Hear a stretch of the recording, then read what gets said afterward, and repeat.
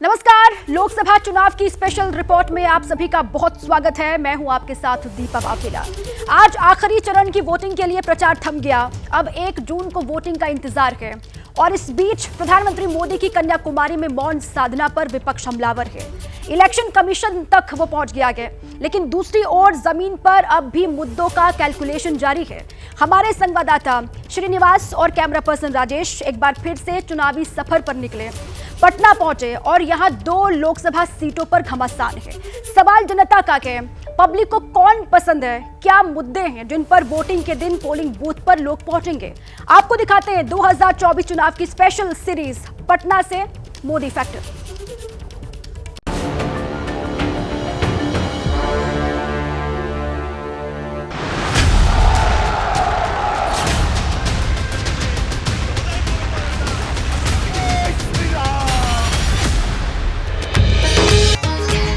लेकिन क्या आप जानते हैं कि आपके एक एक वोट के लिए कैंपेनिंग करने वाले इन नेताओं का चुनावी आसन क्या हो सकता है? हठ योग उनके लिए फिट रहेगा? ये तो नेताओं के चुनावी योग मुद्रा और वोट वाले ध्यान साधना की बात हुई, मगर जनता का ध्यान किधर है? वो किसे ताड़ासन कराएंगे और किसे शीर्षासन?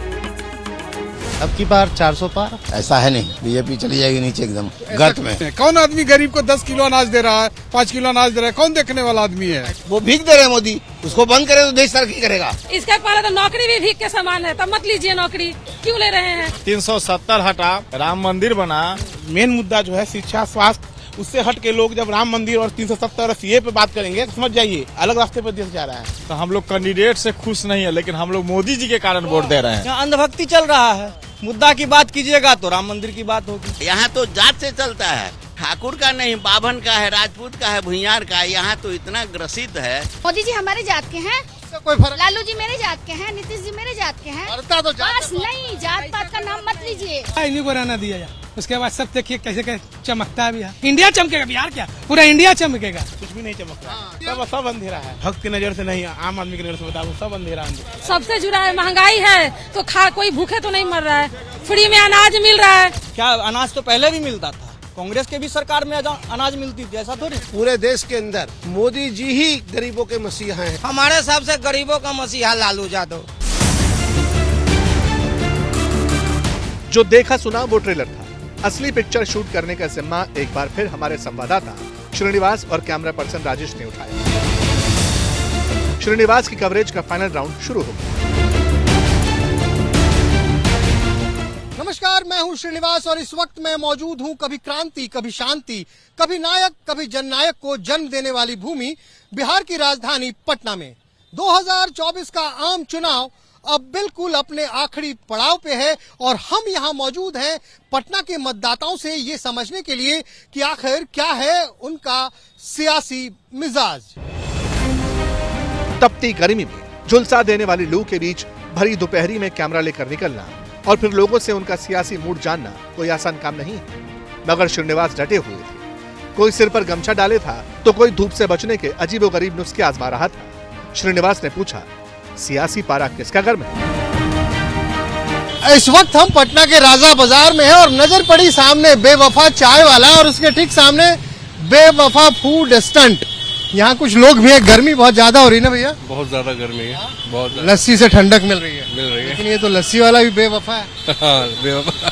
आप लोग किसके साथ बावफा या बेवफा होने जा रहे हैं ये नहीं पूछूंगा इस बार क्या माहौल क्या है पटना का? माहौल 50-50 है, कभी इधर कभी उधर, दोनों तरफ से सुनने को मिलता है। तो इधर उधर की कहानी तो पुरानी है ना, यहाँ नीतीश कुमार जी इधर कभी उधर। जी, जैसे 39 सीट्स लास्ट टाइम आए तो उतना नहीं आएंगी।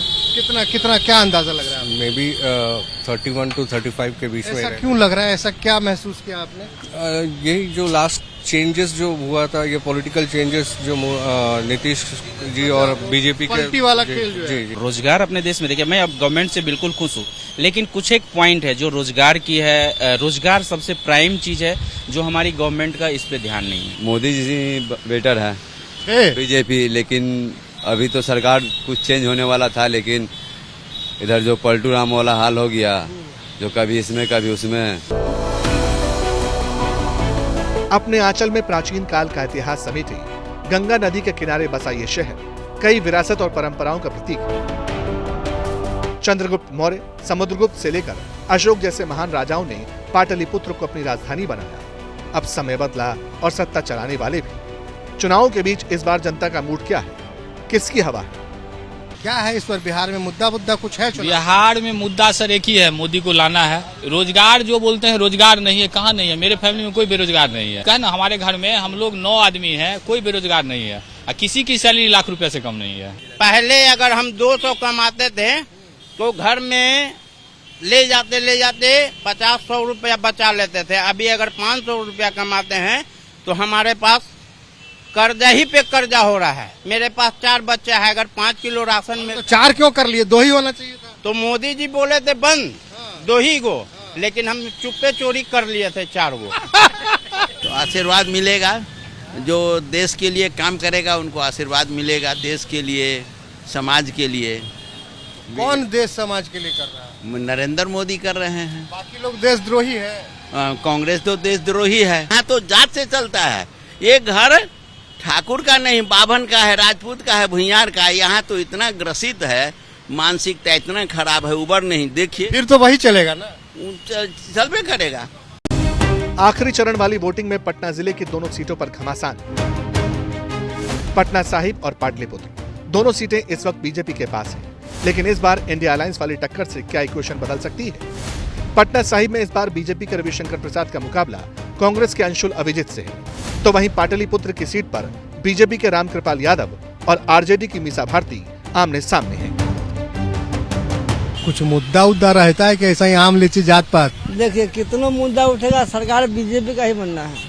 15-15 लाख रुपया जो बोला गया था मोदी सरकार देने के लिए, वो गया कि नहीं गया वो पूछना चाह रहा है। चला गया ना? हमें क्या पता, हमें नहीं मालूम। हमारा खाता में नहीं आया अभी तक, इसीलिए बोल रहे। झूठ बोल रहे हैं। हम नहीं आया तब न बोल रहे हैं। अब क्या कीजिएगा? 15 लाख तो आया नहीं। हम वोटे नहीं देने जाएंगे, क्या करेंगे? ऐसा मत कीजिए, वोट तो जेल जब गलत काम है। देशद्रोह, ये देशद्रोह वाला बात है। अब हमारा खाता में आ जाता तब ना सर।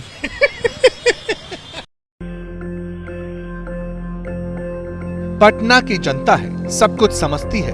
पुराने सियासतदानों को भी देखा, सदाबहार सीएम नीतीश कुमार का बार बार पलटना देखा, तेजस्वी का डिप्टी सीएम बनना देखा और अब फिर नीतीश और मोदी का साथ देखा।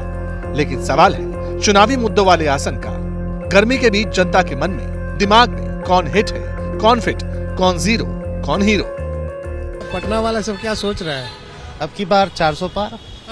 हाँ, अब की बार 400 पार मतलब 400 पार है। मतलब कोई कारण होगा ना? कारण है। क्या कारण है? क्योंकि एक आदमी जो बिना किसी कह सकते हैं कि जिसके अंदर में एक भी बुराई नहीं दिखती है, वो आदमी देश को लीड कर रहा है, जिसपे एक भी आप कह सकते हैं करप्शन का चार्ज नहीं हुआ, जो सिर्फ और सिर्फ हम लोगों के लिए मर रहा है।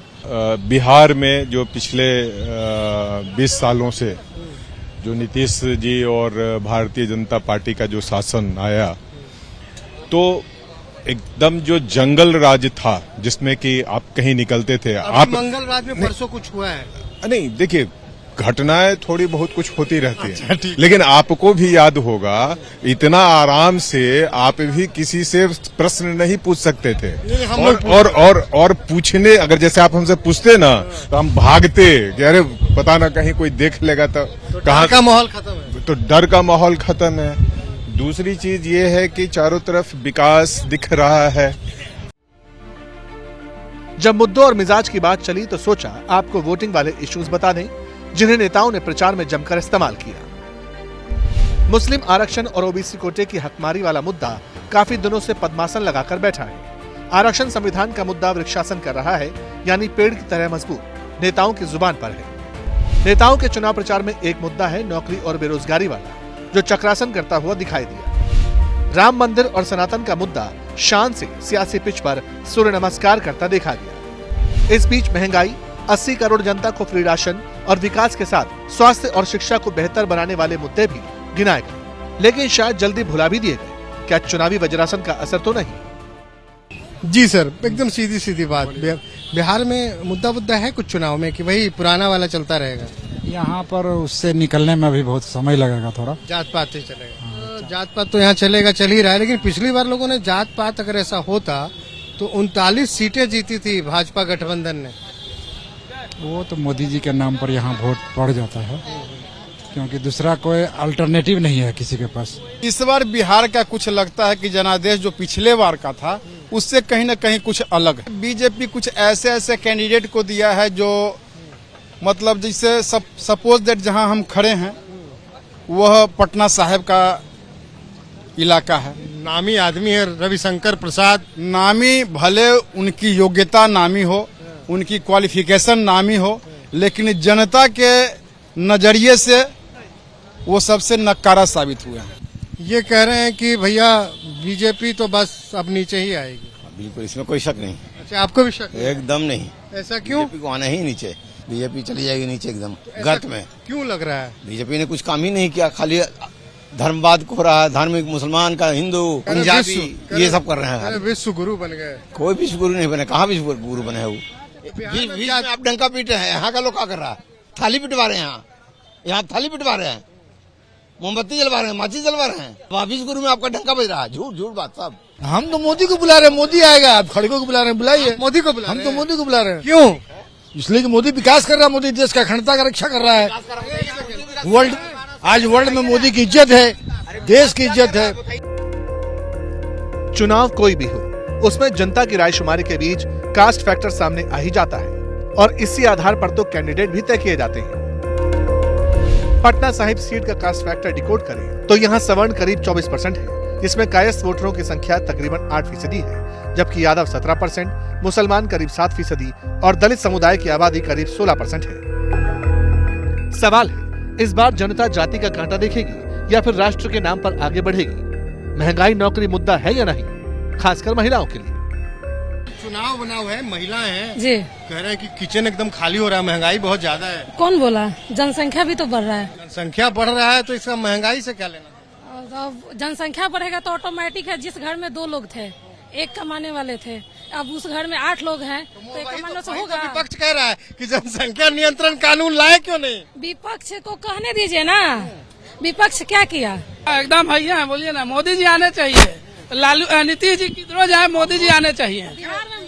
मोदी जी काम करते हैं। 370 हटा, राम मंदिर बना और कानून व्यवस्था जो है पूरे ऑल इंडिया में देखिए जहाँ भी ये है अच्छा है। 100 बिहारी, एक बिहारी 100 पे भारी। नारा लगाई? नारा नहीं लगाई, सही बात है। एक बिहारी अगर खड़ा हो जाए तो क्या हो जाएगा? बस आप कुछ नहीं होगा। जात पात के नाम पे वोट दीजिएगा? नहीं, जात पात के ना, जात है। मोदी जी हमारे जात के हैं, उससे कोई फर्क? लालू जी मेरे जात के हैं, नीतीश जी मेरे जात के हैं। तो बस नहीं, जात पात का नाम मत लीजिए। बउआ है, हाँ, तेजस्वी बउआ है। बाबू इतना दिन 15 साल राज किए, माँ राज की, क्या किए? जंगल राज बना के रख दिए, कुछ नहीं किए। इसी तरह पाटलिपुत्र सीट पर भी अलग कॉम्बिनेशन है। यादव बहुल इस सीट के जातिगत समीकरण को देखें तो यहाँ यादवों की संख्या करीब 24.5%, भूमिहार 10%, मुसलमान 8%, कुर्मी 7% और अन्य जातियाँ 23.82% है। महंगाई पाकिस्तान में देख लिया, हिंदुस्तान में नहीं है।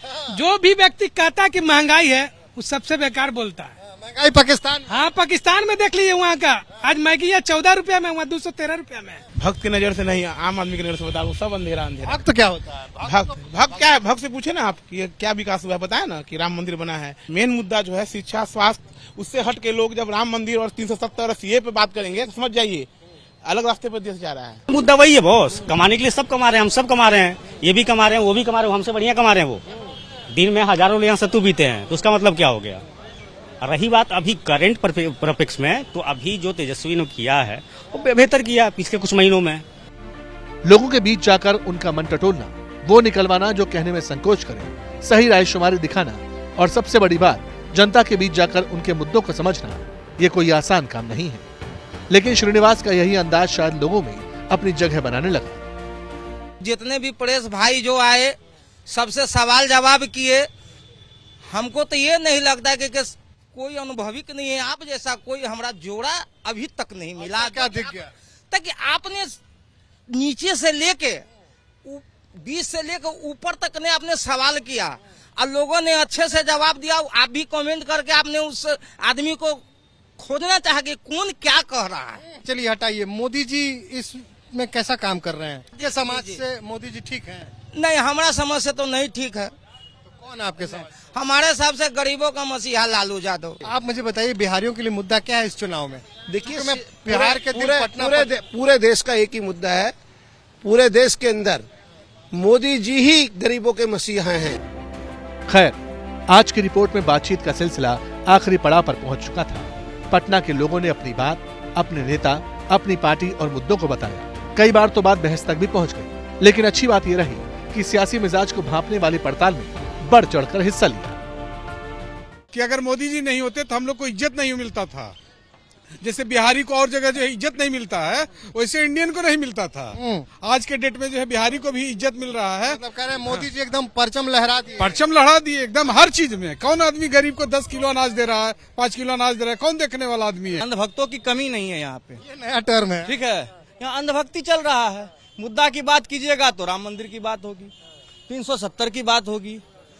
बेरोजगारी की बात नहीं होती है कि बेरोजगारी कैसे दूर हो। पटना से आज के इस एपिसोड को यही विराम देते हैं। चुनाव का वक्त बहुत ही करीब है। 4 जून, सबसे तेज नतीजे एबीपी न्यूज पर। जैसे ही घड़ी का काटा दोपहर 2:30 पे आए, बबीता जी का दिल सास बहू साजिश के लिए मचल जाए। और ये है इनकी बहू, पूरे दिन ऑफिस की टेंशन हो जाए गॉन जब ये करें अपना फेवरेट शो फ्री टाइम पे ऑन। इनकी तरह आप भी देखिए अपना फेवरेट शो अपने टाइम पर और डाउनलोड कीजिए एबीपी लाइव ऐप अपने स्मार्ट टीवी पर।